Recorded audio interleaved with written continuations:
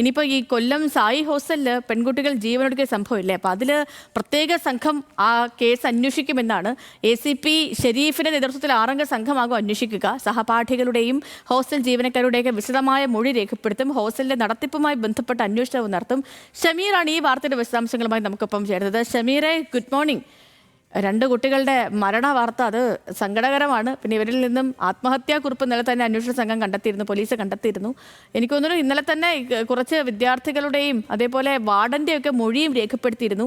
ഇനിയൊരു വിശദ പരിശോധന നടത്തേണ്ടതുണ്ട്. കാരണം എന്താണ് കാരണമെന്നുള്ളതിൽ ഇപ്പോഴും അവ്യക്തതയാണ്, അല്ലേ ഷമീറെ?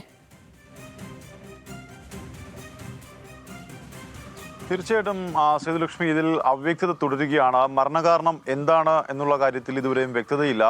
ആത്മഹത്യക്കുറിപ്പിൽ ചില കാരണങ്ങൾ സൂചിപ്പിക്കുന്നുണ്ട്. ആ കാരണങ്ങൾ കേന്ദ്രീകരിച്ചാണ് പോലീസ് ഇപ്പോൾ അന്വേഷണം നടത്തുന്നത്.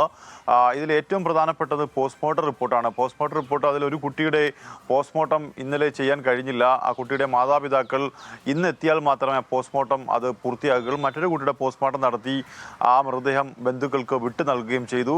എന്തായാലും ഇതുമായി ബന്ധപ്പെട്ട് ആ ഹോസ്റ്റലിലെ മറ്റു കുട്ടികളുടെ വിശദമായ മൊഴിയെടുക്കാനും ആ ഹോസ്റ്റലിന്റെ നടത്തിപ്പുമായുള്ള കാര്യങ്ങൾ പരിശോധിക്കാനുമാണ് പ്രത്യേക അന്വേഷണ സംഘത്തെ നിയോഗിച്ചത്. ഒപ്പം തന്നെ ജില്ലയുടെ വിവിധ ഭാഗങ്ങളിൽ പ്രായപൂർത്തിയാകാത്ത കുട്ടികൾ താമസിക്കുന്ന ഇത്തരം ഹോസ്റ്റലുകളിൽ സുരക്ഷാ ഓഡിറ്റിംഗ് നടത്താനും ജില്ലാ പോലീസ് മേധാവി നിർദ്ദേശം നൽകിയിരിക്കുന്നു.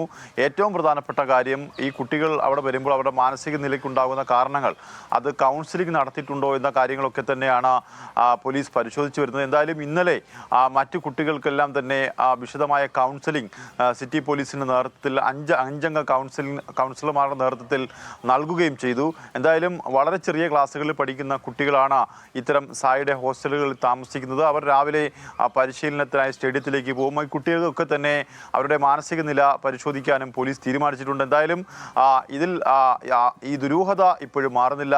ഏത് കാരണത്താലാണ് കുട്ടികൾ ഇത്തരത്തിൽ ആത്മഹത്യ ചെയ്തത് എന്നുള്ള കാര്യത്തിൽ ഇനിയും വ്യക്തത വരേണ്ടതുണ്ട് എന്നാണ് സിറ്റി പോലീസ് പറയുന്നത്. എന്തായാലും വിശദമായ ഒരു അന്വേഷണം, അതായത് 2 കുട്ടികളുടെ മൃതദേഹത്തിനരികിൽ നിന്നും ഇത്തരത്തിൽ ഈ ആത്മഹത്യക്കുറിപ്പ് ലഭിച്ചിട്ടുണ്ട്. ആ ആത്മഹത്യക്കുറിപ്പിൽ ചില സൂചനകൾ പറയുന്നുണ്ട്. ആ സൂചനകൾ കേന്ദ്രീകരിച്ചാണ്, അതായത് എന്താണ് എന്ന് ഇപ്പോൾ പുറത്തു പറയാൻ കഴിയില്ല എന്നാണ് പോലീസ് വ്യക്തമാക്കുന്നത്. എന്തായാലും അത് അന്വേഷിക്കാനായിട്ടാണ് 6 സംഘത്തെ ഇപ്പോൾ നിയോഗിച്ചിരിക്കുന്നത്. അതിന് കൊല്ലം സിറ്റി ACP ഷെരീഫിന്റെ നേതൃത്വത്തിലുള്ള അന്വേഷണ സംഘമാണ് ഈ അന്വേഷണം മുന്നോട്ട് കൊണ്ടുപോവുക. സേതുലക്ഷ്മി. ഓക്കെ ഷമീറെ, ശരി ഓക്കെ.